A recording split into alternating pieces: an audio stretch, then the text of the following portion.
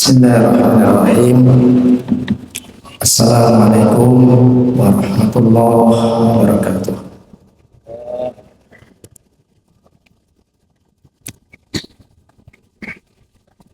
Alhamdulillahirabbil alamin. Nahmaduhu wa nasta'inuhu wa nastaghfiruh. Wa na'udzu bihi min shururi anfusina wa sayyiati a'malina.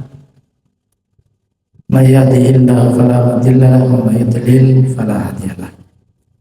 Amma ba'du, usi nafsi wa iyyakum bittaqwallah faqad fazal muttaqun.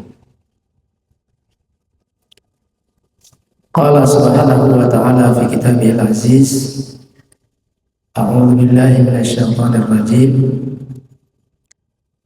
Laqad kana lakum fi rasulillahi uswatun hasanatun liman kana yarjullaha wal yawmal akhir wa dzakarallaha katsiran.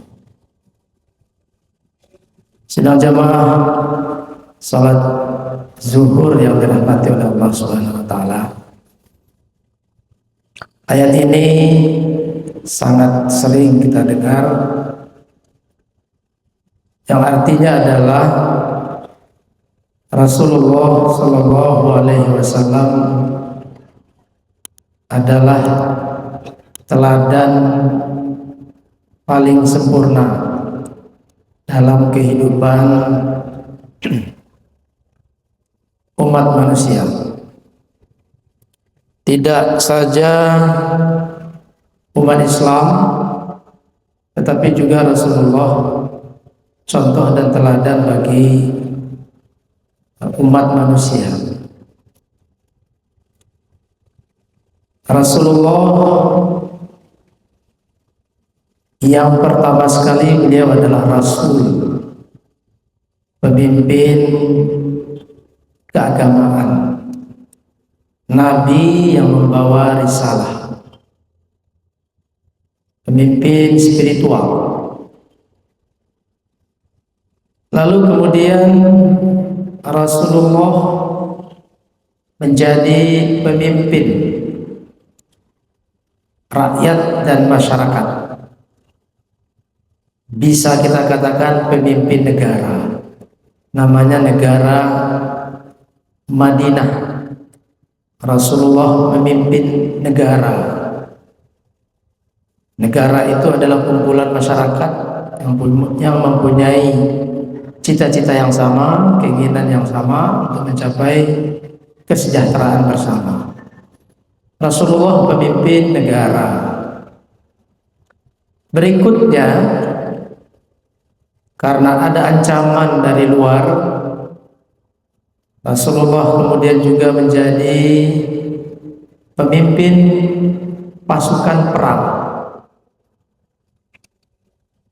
Ada beberapa kali peperangan yang dipimpin oleh Rasulullah Sallallahu Alaihi Wasallam. Selanjutnya, sebelum Rasulullah diangkat menjadi Rasul, beliau adalah pedagang, pebisnis. Jadi sudah beberapa kategori fungsi yang diperankan oleh Rasulullah Sallallahu Alaihi Wasallam. Peran sebagai pemimpin agama, peran sebagai pebisnis, peran sebagai pemimpin negara, peran sebagai jenderal pasukan, dan pemimpin kehidupan sosial, negosiator ulung. Itulah posisi dari Nabi Muhammad Sallallahu Alaihi Wasallam.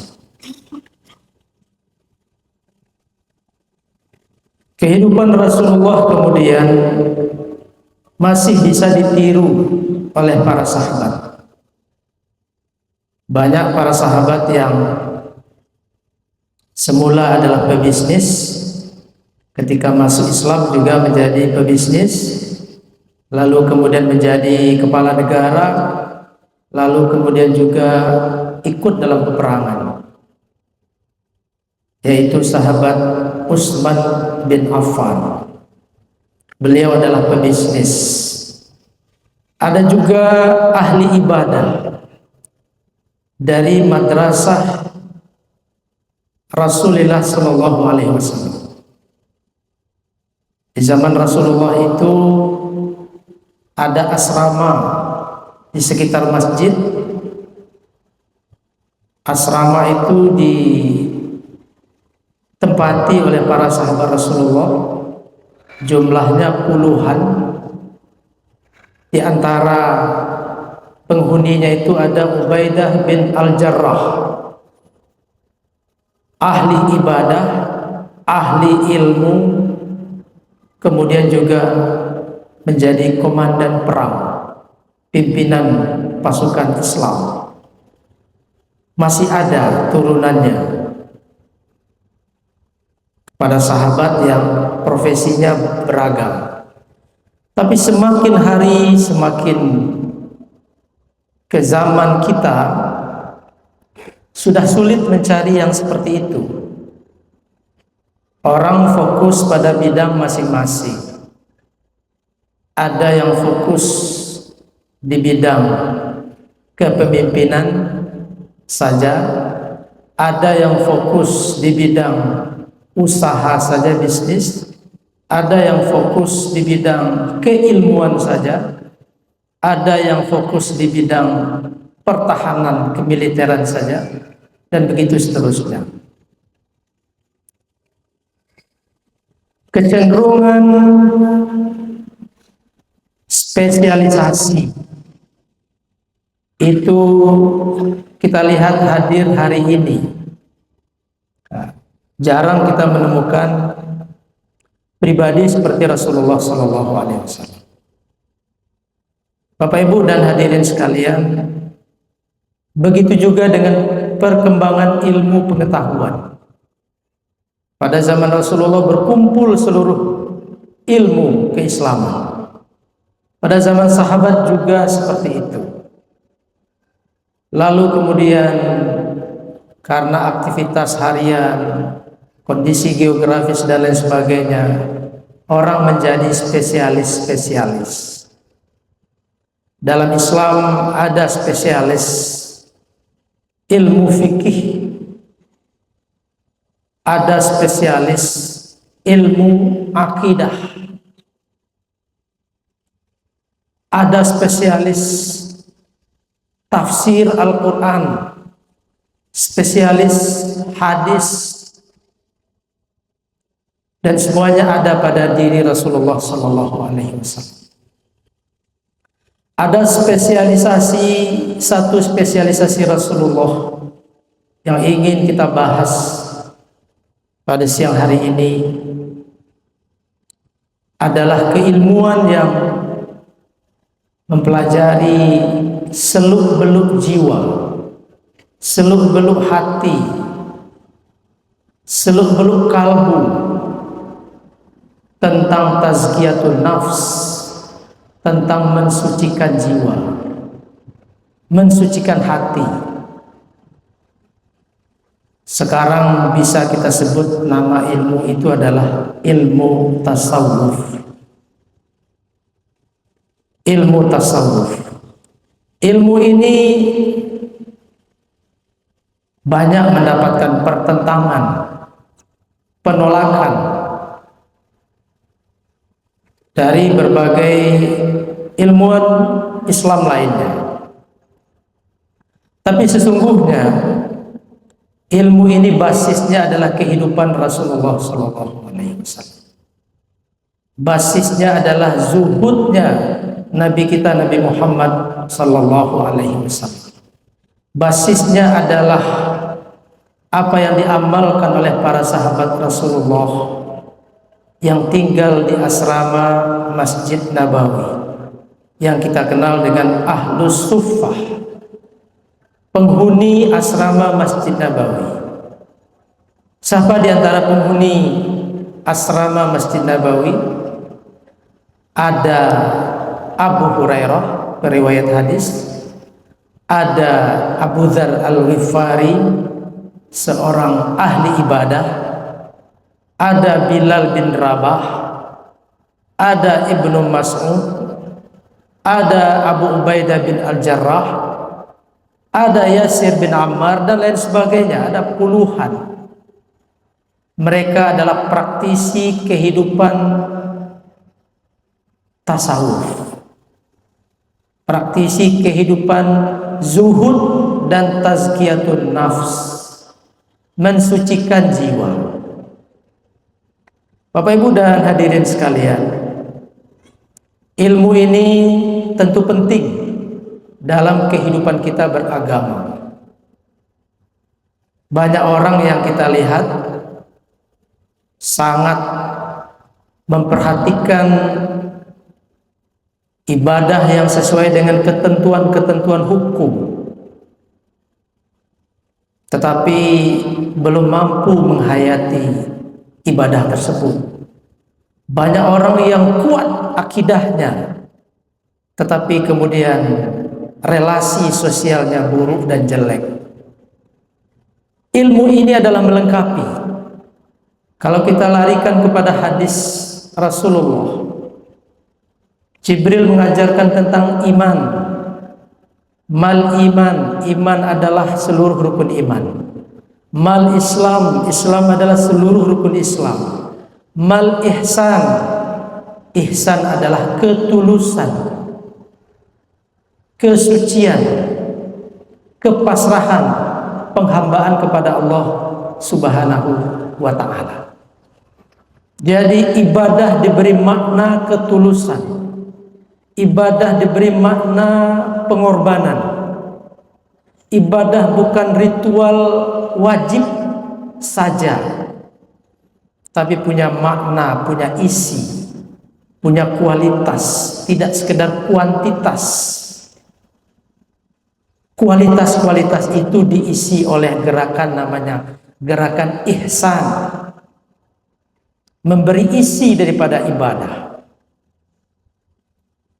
Di bulan Ramadan sering kita mendengar hadis, hadis tentang seorang perempuan tasumun nahar wa taqumul lail, perempuan yang ibadah salat malamnya sangat rutin, ibadah puasanya juga rutin, tetapi tidak mampu menangkap spirit isi daripada ibadah tersebut. Fa innaha syatamat hadza wa syatamat dzak. Perempuan ini tidak menjaga lisannya, tidak menjaga hatinya, tidak menjaga kalbunya. Ibadahnya dijaga, kuantitas ibadahnya dijaga, tapi kualitas ibadahnya tidak terjaga. Syatamat hadza wa syatamat dzak, mencela sini, menghina situ, memfitnah ini, dan seterusnya, menyakiti hati itu, dan seterusnya. Aina hiya ya Rasulullah, yang begitu-begitu itu di mana wahai Rasulullah? Hiya finnar, dia di neraka. Jadi penting menguatkan akidah kita, memperbanyak ibadah kita, kuantitasnya, lalu mengisi ibadah itu dengan ruhnya, dengan spiritnya. Dan itu adalah Rasulullah Sallallahu Alaihi Wasallam. Dan itu adalah sahabat Rasulullah Sallallahu Alaihi Wasallam. Mungkin hari ini dan juga dalam keilmuan Islam, tasawuf ini betul-betul dihindari, sebagian diberi label-label yang tidak pantas. Bagi kita orang Minangkabau, kalau ada yang merusak tasawuf, kita ingat saja Buya kita, Buya Hamka. Buya Hamka menulis kitab namanya Tasawuf Modern. Artinya apa? Dalam beragama ini harus ada isi, harus ada kualitas, tidak cukup kuantitas, tidak cukup semangat, spirit, tapi harus ada maknanya. Rasulullah sekali lagi adalah contoh yang paling ideal. Dalam perang beliau terdepan, dalam menegakkan akidah beliau tiada tara, menegakkan hukum. Sabda beliau, "Lau anna Fatimata saraqat laqata'tu yadaha." Kalau Fatimah mencuri, maka Muhammad sendiri akan memotong tangannya. Ketegasan dalam hukum pasti tidak ada di zaman ini. Jangankan anaknya, koleganya saja dilindungi kalau melakukan kesalahan. Kelompoknya akan dilindungi kalau melakukan korupsi dan lain sebagainya. Nabi Muhammad sangat tegas. Tapi dalam waktu yang bersamaan, Nabi Muhammad adalah orang yang sabar, orang yang pemaaf, orang yang toleran. Jenazah Yahudi, musuh yang sebenar-benarnya dari umat Islam ini, dihormati oleh Rasulullah. Jenazahnya, bukan kehebatannya, kekuasaannya, jenazahnya dihormati. Orang yang melempar Rasulullah dengan kotoran dicarinya ketika orang itu sudah tidak ada. Artinya Rasulullah tentu faham ketegasan akidah, ketegasan penegakan hukum, dan kualitas dari beragama kita. Maka hari ini ajaran Rasulullah itu harus hidup dalam keberagamaan kita. Jangan sampai kita terkotak-kotak hanya perbedaan-perbedaan yang tidak esensial. Bukan saja terkotak-kotak, tetapi saling serang, saling menafikan, saling memburukkan, saling menjelekkan, saling menghinakan atas nama agama, atas nama akidah, atas nama imam mazhab tertentu, atas nama tokoh tertentu. Ini tentu sesuatu yang jauh dari panutan kita Nabi Muhammad SAW yang kemudian diikuti oleh para sahabat. Apakah tidak ada yang melenceng dari ajaran tasawuf? Ada, pasti ada. Tetapi yang kita maksud di sini adalah tasawuf inti dari yang dibawa oleh Rasulullah SAW, inti dari yang disampaikan oleh Buya kita, Buya Hamka. Mudah-mudahan kita menjadi pribadi yang sempurna, kuat akidahnya, teguh dalam menegakkan hukum syariah, dan kemudian toleran, penuh toleransi dalam kehidupan keagamaan kita, memiliki hati yang luas, lapang, bening, jiwa yang jauh dari kerakusan, tamak dunia, iri, dengki, membunuh kawan seiring, membunuh lawan yang berbeda pemikiran dan lain sebagainya. Perbuatan-perbuatan jelek itu mudah-mudahan kita bisa hindari sehingga kita menjadi seorang muslim yang kafah. Aqulu qouli hadza wa astaghfirullah li wa lakum. Wassalamualaikum warahmatullahi wabarakatuh.